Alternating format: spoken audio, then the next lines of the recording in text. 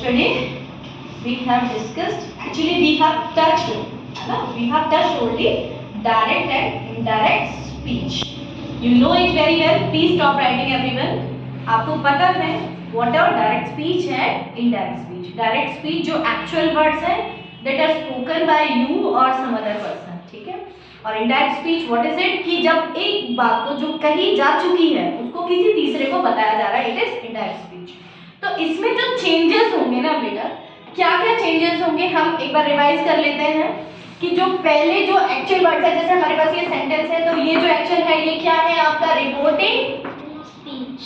This is reporting verb and this is reported speech.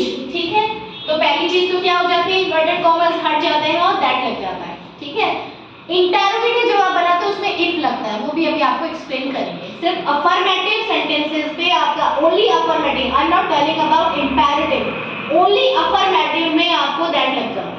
Understood. ठीक है, और inverted commas हट जाते हैं. दूसरी चीज क्या हो जाती है कि अगर सेट के साथ में टू हो, ठीक है, तो आप क्या बना देंगे, टोल्ड.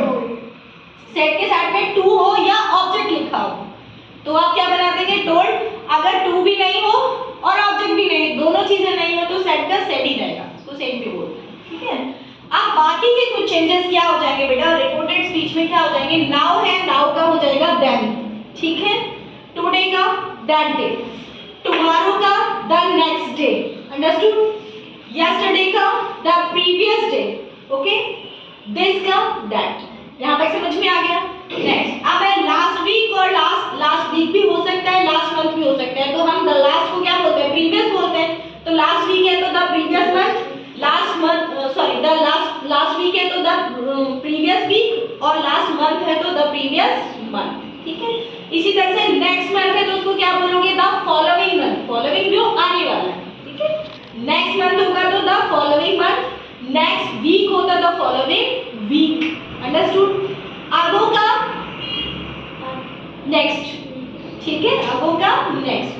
अब पास्ट इंडेफिनिट हो, कल हमने प्रेजेंट टेंस को डिस्कस कर लिया था कि सिंपल प्रेजेंट है वो किस में हो जाएगा, पास्ट इंडेफिनिट में. प्रेजेंट कंटीन्यूअस है वो पास्ट कंटीन्यूअस में. प्रेजेंट परफेक्ट है वो पास्ट परफेक्ट में. ठीक है, अब अगर पास्ट टेंस ही लिखा हो तो पास्ट टेंस लिखा होगा तो किसमें चेंज कर दोगे बेटा, पास्ट परफेक्ट में. याद रह जाएगा.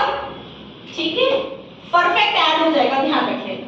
पास्ट इंडेफिनिट है तो पास्ट परफेक्ट में हो जाएगा, और पास्ट कंटीन्यूअस है तो past perfect continuous. Past perfect क्या होता है, हैड प्लस वर्ब की थर्ड फॉर्म. ठीक है, पास्ट परफेक्ट कंटीन्यूअस क्या होता है, हैड बीन प्लस वर्ब की फर्स्ट फॉर्म प्लस आईएनजी. याद रह जाएगा. अभी क्वेश्चंस करेंगे ना तो याद हो जाएगा. पास्ट कंटीन्यूअस क्या किसमें चेंज हो जाएगा, पास्ट परफेक्ट कंटीन्यूअस. तो हम मैंने सिखाया था जब भी परफेक्ट की बात हो रही हो तो वर्ब की थर्ड फॉर्म हो जाती है, और कंटीन्यूअस भी है तो जब कंटीन्यूअस भी साथ में है तो हम क्या करेंगे, वर्ब की फर्स्ट फॉर्म प्लस आईएनजी, और थर्ड फॉर्म के लिए हम क्या लगा लेंगे, बी. हम डिस्कस कर चुके हैं. ठीक है, अब है पास्ट परफेक्ट और पास्ट परफेक्ट कंटीन्यूअस. ये दोनों टेंस सेम रहेंगे.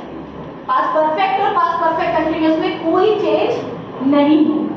ठीक है, अब हम सेंटेंसेस लेते हैं. Rex said I will do it now. हाँ, ये छूट गया था. कैन किस में चेंज हो जाएगा बेटा, कुड में. विल वुड में.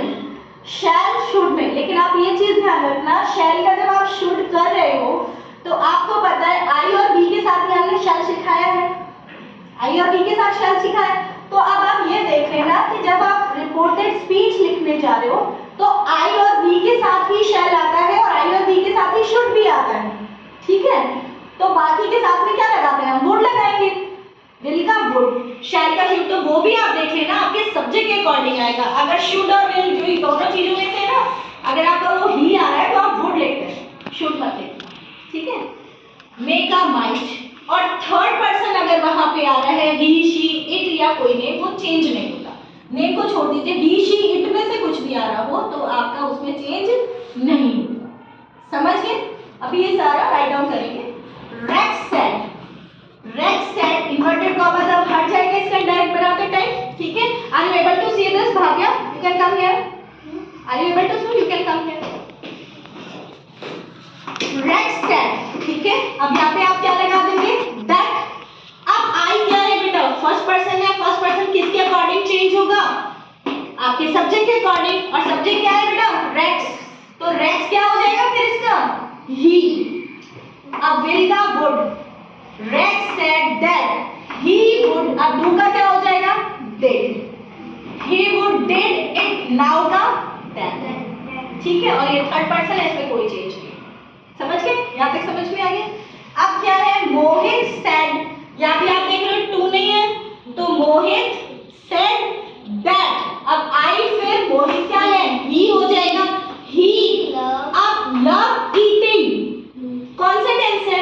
प्रेजेंट कंटीन्यूअस है, तो प्रेजेंट कंटीन्यूअस को किस में चेंज करना है? पास्ट कंटीन्यूअस में। तो he loved eating roasting corn. समझ में आ गया? समझ में आ गया? नेक्स्ट, मोहन सेड टू, अब मोहन सेड टू है तो Mohan told the teacher that, I फिर ही हो जाएगा, ही शैल का शुड, ही का अब आप वुड लिखो। क्या लिखोगे बेटा? वुड, क्योंकि ही के साथ शुड नहीं लिखना है, तो ही आ रहा है, ही के साथ में वुड बी ग्रेटफुल टू, अब यू क्या है आपका? सेकंड पर्सन है, सेकंड पर्सन ऑब्जेक्ट है, तो ये टीचर अगर आपकी फीमेल है तो टू हर लिख देना, मेल है तो हिम लिख देना। ठीक है, हिम आएगा, ठीक है, हिज नहीं आएगा। The teacher said to the student, so the teacher told the teacher told the student, to हट जाएगा, that the earth moved around the sun। बेटा जो यूनिवर्सल ट्रूथ चीज है ना, उसका टेंस चेंज नहीं होता, मैंने आपको पहले भी डिस्कस किया था, तो इसका सेम यही आएगा, दैट लगेगा, the earth moves around the sun, as it is आएगा। ठीक है, the last one is Shalini said I was waiting for you, तो इसका क्या बनाएंगे? Shalini said that, very good, she was, अब यहाँ देखो कौन सा टेंस है? पास्ट कंटीन्यूअस, तो किस में चेंज करोगे? पास्ट परफेक्ट कंटीन्यूअस, क्या हो जाएगा? आई